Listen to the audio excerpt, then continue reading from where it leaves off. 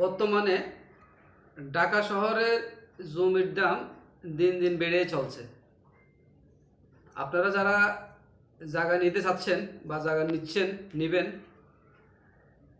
আপনার বসুন্ধরা আবাসিক এলাকার মধ্যে একটা রেট, যেমন আপনি বনানী কিনতে যান সেখানে আরেকটা রেট, গুলশান বাড়িদারে যান সেখানে দেখবেন আরেকটা রেট, আরেকটা দাম, বনশ্রীতে যান দেখবেন ওখানে আরেকটা রেট, একে দিয়ে আপনার উত্তর দিকে যদি যান, উত্তরার দিকে যান সেখানে দেখবেন আরেকটা রেট।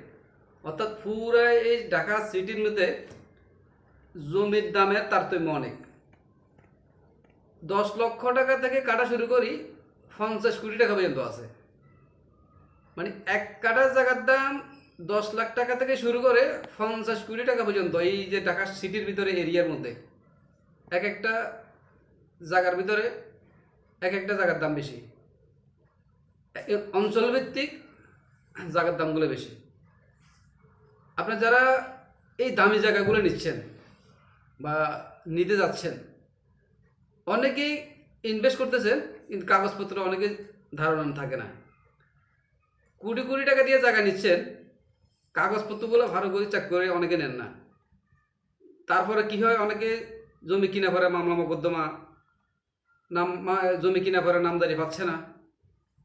এই যে সমস্যাগুলো, মানে এত কোটি টাকা দিয়ে জমি কেনার পরে যদি আপনারা এই যে সমস্যাগুলো সম্মুখীন হন, তাহলে তো বিশাল একটা সমস্যা, জামিলা।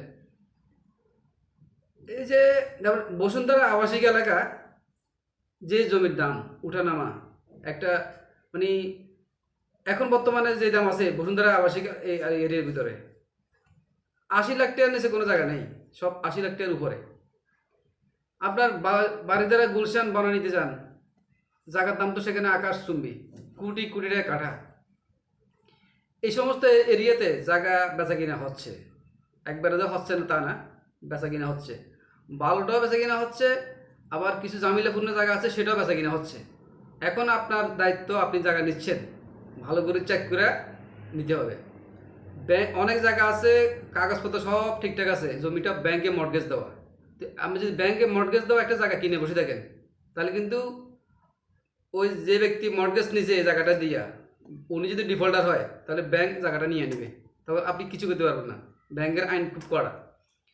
এবং একটা জায়গা নিয়ে নিচ্ছেন, আপনি নিচ্ছেন কাগজপত্র সব ঠিকঠাক আছে, কিন্তু জায়গাটা আপনি রেজিস্ট্রি করছেন, কিন্তু আলটিমেটলি দেখা যাচ্ছে যে জায়গাটাতে 12টা মামলা আছে, কোর্টে এই মামলা দায়ের করা আছে বহু বছর আগে থেকে, সেটা প্রকাশ করে নাই।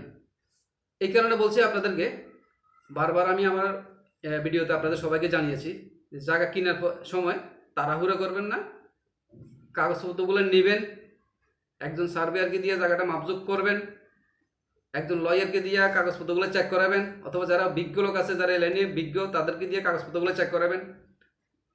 তারপরে জায়গা দরদাম ঠিক হওয়ার পরে বায়নার দিকে যাবেন, তারপর পরবর্তী কার্যক্রম। অবশ্যই মূল কাগজপত্র না দেখে বায়না করবেন না। বারবার আমি বলছি, অবশ্যই মূল কাগজপত্র না দেখে আপনারা বায়নার টাকা দিবেন না। যেখান থেকে নেন, যার থেকে নেন, যে এরিয়াতে কিনেন, আপনি মূল কাগজ দেখাইতে হবে, না দেখালে বায়নার টাকা দিবেন না। কারণ বায়নার টাকা দিতে গেলে মূল টাকা দেখানোর পরে দিবেন, কারণ মূল কাগজপত্র যদি আপনাকে না দেখায় সেখানে সন্দেহ থাকি যায়, বিশাল সন্দেহ থাকি যায়। যে জায়গাটা যদি ব্যাংকে মর্টগেজ থাকে, আপনাকে মূল কাগজ সে দেখাতে পারবে না। যদি এই কাগজ কোর্টে জমা থাকে, এই জমিতে যদি মামলা থাকে, আপনাকে কাগজ সে দেখাতে পারবে না।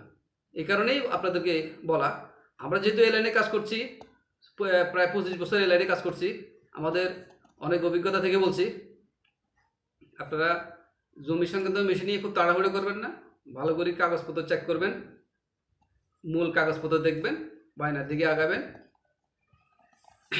নিয়মগুলো মানি কাজ করবেন, আপনাদের টাকাটা সেফ থাকবে। অনেক কষ্টের টাকা, অনেক কষ্টের টাকাটা সেফ থাকবে। সবাইকে ধন্যবাদ। আসসালামু আলাইকুম।